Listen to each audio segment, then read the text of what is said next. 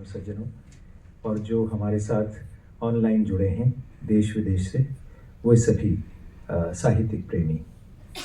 ये हम सभी के लिए सौभाग्य का विषय है कि आज हम एक ऐसे क्षण के साक्षी हैं जहां हमारे बीच रामदरस मिश्र न सिर्फ बैठे हैं बल्कि वे अपनी रचनाएं भी हमें सुनाने वाले हैं। तो इस दृष्टि से ये एक ऐतिहासिक क्षण है और हम सबके जीवन में ये संजो कर रखने वाला क्षण है, क्योंकि आज के बाद कुछ और वर्षों बाद जब आप इस बात को याद करेंगे तो आपको लगेगा कि ऐसा स्वर्णिम क्षण भी हमारे जीवन में आया था। तो इस भाग्य के लिए हम सबसे पहले परमपिता परमेश्वर को धन्यवाद देते हैं, आभार व्यक्त करते हैं कि उन्होंने हमें इस क्षण का साक्षी बनाया है।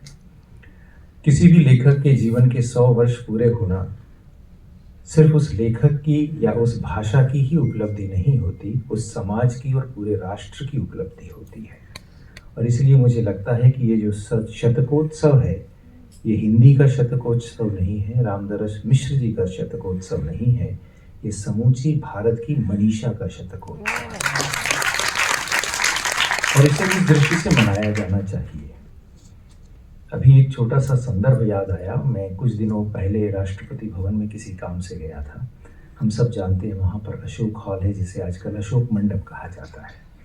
उसकी प्रमुख दीवार पर मैंने देखा कि एक बहुत अच्छा म्यूरल किसी व्यक्ति का है। तो मैंने पूछा ये किन का म्यूरल है, तो एक उत्तर आया कि किसी शायर निज़ामी का ये म्यूरल है। और उसके सामने की दीवार पर एक और म्यूरल था, वो कहा गया कि ये उनकी पत्नी का म्यूरल है।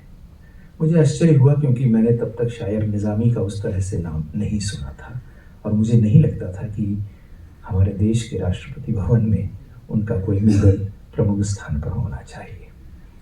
लेकिन फिर उसके बाद अभी हाल ही में मैं अज़रबैजान गया था, बाकू गया था। और बाकू में जाकर जब मैं बाकू के बारे में पढ़ रहा था, अज़रबैजान के बारे में पढ़ रहा था, तो मुझे याद आया कि ये जो शायर निज़ामी हैं, दरअसल ये निज़ामी गंजवी हैं जो 13वीं 14वीं शताब्दी में वहाँ हुए हैं। और दरअसल पूरे अज़रबैजान में, ईरान में और आसपास के सभी देशों में उन्हें राष्ट्रीय हीरो के तौर पर जाना जाता है। निज़ामी गंजवी के नाम से बाकू की सबसे प्रमुख सड़क यानी सबसे बड़ा व्यापारिक केंद्र वहाँ पर है। निज़ामी गंजवी की एक 9 फीट ऊंची ब्रॉन्ज की प्रतिमा बाकू के सबसे प्रमुख स्थान पर रखी है। उनके नाम से बाकू का यानी पूरे अज़रबैजान का लिटरेचर का म्यूज़ियम है, जिसे देखने के लिए कई पैसे खर्च करके आपको जाना पड़ता है। और उनके नाम से एक रेलवे स्टेशन भी है। ये सारे संदर्भ मैं आपको क्यों बता रहा हूँ?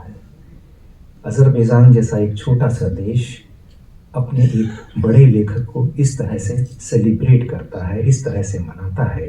आज हमारे बीच शताब्दी पूरी करने वाले रामदरस मिश्र जी बैठे हैं, तो क्या ये पूरे भारत का कर्तव्य नहीं है कि हम उसके शताब्दी वर्ष को इस तरह से सेलिब्रेट करें? मैं वैश्विक हिंदी परिवार, वातायन, केंद्रीय हिंदी संस्थान और तमाम संस्थाएं जिन्होंने आज ये आयोजन किया है, विशेषकर अनिल जोशी जी ने, दिव्या माथुर जी ने, अलका जी ने, इन सब ने मिलकर जो आयोजन किया है, उन सबको प्रणाम करता हूँ। लेकिन ये भी अपेक्षा करता हूँ कि क्या इस पूरे महोत्सव को हम एक बड़ा राष्ट्रीय महोत्सव मनाएं, ताकि लोगों को मालूम पड़े कि हमारे बीच शताब्दी पूरे करने वाले एक ऐसे साक्षात लेखक हैं जिन्होंने न सिर्फ अपने शब्द रचे हैं बल्कि अपने रचे हुए हर एक शब्द को जिया भी है। ये एक अनुभव उदाहरण है और इस दृष्टि से मुझे लगता है कि हम रामदरस मिश्र जी को प्रणाम करें। और मुझे उनकी एक रचना जो अभी मैंने कुछ दिन पहले भी पढ़ी थी, सुन रहा था तब पढ़ी थी, अगर आपकी अनुमति हो तो उसके 2-4 पंक्तियों को मैं पढ़ दूं जो उन्होंने अपनी रचनाओं के लिए लिखा था। मेरी रचनाएं जैसी भी हैं मेरी हैं, वे चुपचाप पहुंचती रहेंगी उन तक, इनमें जिनका दर्द बोलता है, जिनका राग गूंजता है, जिनका संघर्ष कसमताता है, जिनके सपनों के पंख फड़फड़ाते हैं, जिनके आसपास के खुले विस्तार में व्याप्त कृतियों की विविध रंग कथाएं हैं। आप पता नहीं कल यहाँ होंगे, लेकिन मेरी रचनाएं तो कल भी पहुंचती रहेंगी जहाँ पहुंचना होगा, क्योंकि वे शुष्क सिद्धांत नहीं हैं, अंतर के छोटे बड़े ज्ञान हैं, यानी कि आदमी के आदमी होने की पहचान है।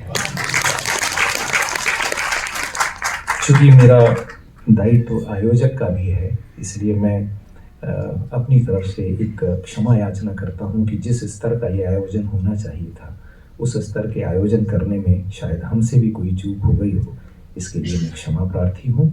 लेकिन इसके लिए एक प्रायश्चित्त के रूप में मैं एक काम करना चाहता हूँ। अगर श्रद्धेय नवीन निश्चल जी और अनिल जोशी जी इसके लिए सहमत हों, तो रामदरस जी का एक बहुत लंबा आर्काइवल इंटरव्यू हम इंदिरा गांधी राष्ट्रीय कला केंद्र के आर्काइव के लिए रिकॉर्ड करेंगे, जो न सिर्फ आर्काइव के लिए होगा बल्कि पूरे देश और पूरे विश्व की साहित्यिक मनीषा के लिए भी अमूल्य धरोहर होगी।